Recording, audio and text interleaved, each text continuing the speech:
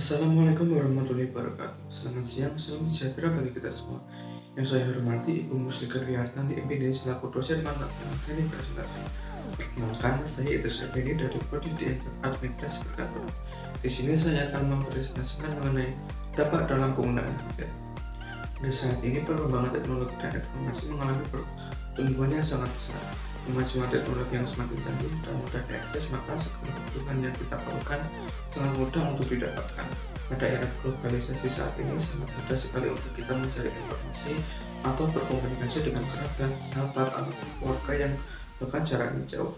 Sesuai dengan pendapat dalam media mati yang menyatakan bahwa gadget merupakan barang canggih yang diciptakan dengan berbagai jenis aplikasi yang dapat menyajikan berbagai media berita, media sosial, hobi, bahkan hiburan. Nah, apa sih macam-macam gadget? Macam-macam gadget antara lain smartphone. Smartphone adalah telepon pintar yang sudah tidak asing lagi bagi penggunanya. Telepon seluler, telepon pintar atau smartphone adalah telepon genggam yang punya kemampuan tingkat tinggi, terkadang dengan fungsi yang menyerupai komputer. Kedua, laptop. Gadget yang satu ini merupakan bentuk modifikasi dari komputer atau PC, sehingga menjadi lebih simpel dan mudah dibawa kemana-mana. Sama halnya pada handphone, perkembangan di laptop juga semakin dikejarkan, sehingga banyak bermunculan merek-merek baru dan teknologi yang semakin ditingkatkan. 3. Kamera digital. Perangkat yang satu ini memiliki fungsi utama untuk melakukan foto objek yang diinginkan. Terdapat beberapa objek juga yang dilakukan seperti penyedia lensa yang semakin canggih dan bahkan mulai terdapat kemunculan istilah XD. Yang keempat ada tablet. Jika laptop merupakan bentuk modifikasi dari komputer atau PC, maka pada tablet bisa dibilang menjadi bentuk modifikasi dari laptop. Bentuknya yang sangat mini dan simpel serta mudah dibawa kemana-mana, namun memiliki peran yang sangat kompleks seperti laptop. Selanjutnya PSP atau PlayStation Portable. PSP merupakan macam perangkat hiburan yang berfungsi untuk memainkan permainan video, memutar film dan musik, serta menampilkan foto digital. Selain itu, apa sih dampak positif dari penggunaan gadget? Yang pertama, mempermudah komunikasi. Tidak bisa dipungkiri jika komunikasi saat ini sangat dipermudah dengan kehadiran gadget.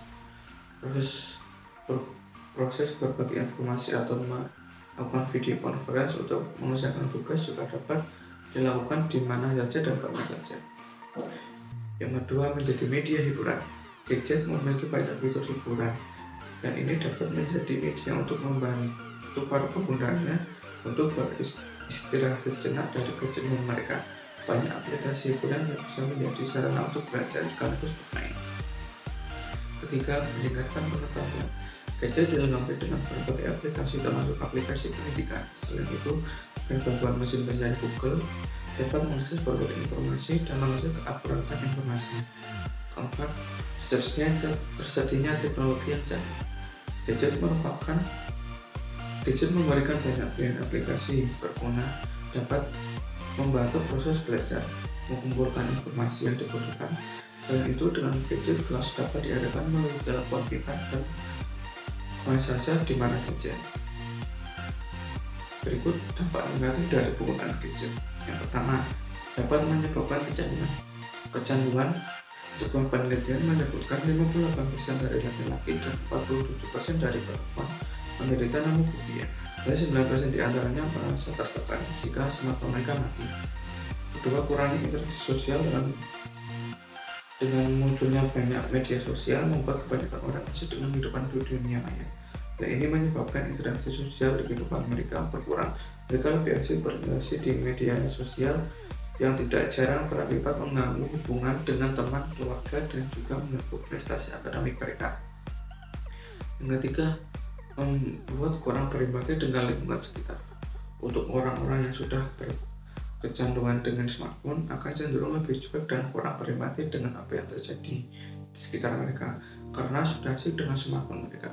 Misalnya di saat ada acara pertemuan dengan keluarga atau bahkan tidak sedikit yang malah asik menunduk dan bermain smartphone ketimbang saling bertukar kabar dan cerita dengan orang-orang yang ada di sekitar mereka. Yang keempat, meningkatkan level kecemasan dan depresi. Media sosial menjadi media berbagi dan biasanya orang-orang membagikan cerita mereka di sana. baik dari foto pelipur, kuliner, bahkan berita-berita bahagia lainnya. Tidak jarang mereka akan membandingkan tampilan fisik orang lain yang mereka lihat di media sosial dengan diri mereka, dan hal ini dapat mempengaruhi tingkat stres mereka.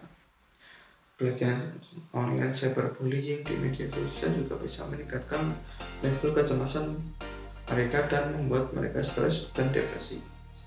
Kelima, mengganggu kesehatan. Pengguna smartphone secara berlebihan dapat mengganggu kesehatan penggunanya, misalnya terganggunya kesehatan mata mereka atau kurangnya waktu tidur mereka karena menggunakan smartphone sampai larut malam.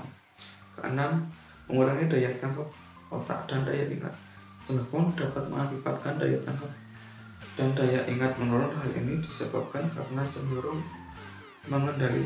mengandalkan smartphone untuk melakukan berbagai hal seperti merekam percakapan, menggunakan mesin pencari untuk setiap apapun yang tidak mereka tahu. Otak tidak dilatih untuk berpikir. Jika mengandalkan smartphone secara terus-menerus selama proses belajar, mereka tidak jarang hal ini menyebabkan daya tangkap mereka berkurang. Dari itu, bagaimana sih cara mengatasi kecanduan gadget?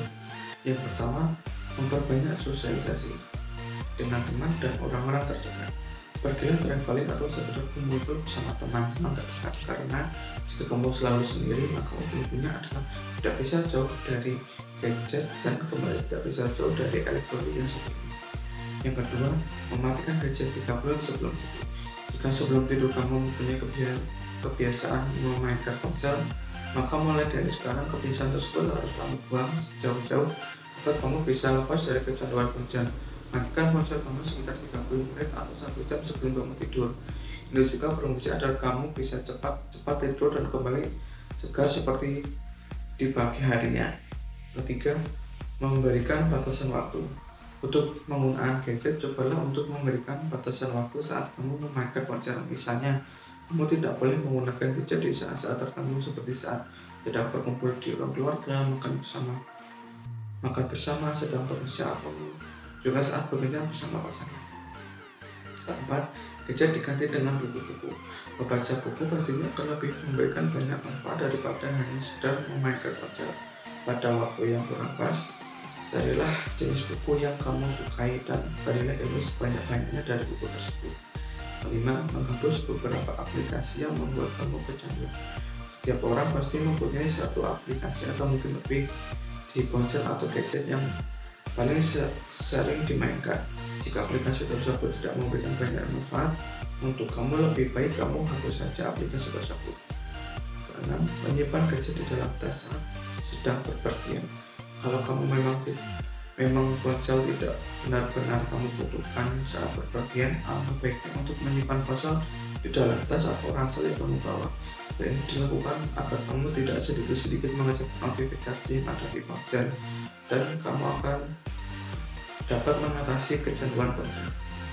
Sekian presentasi yang dapat saya sampaikan. Atas kurang lebihnya saya mohon maaf. Terima kasih atas waktu dan perhatiannya. Wassalamualaikum warahmatullahi wabarakatuh.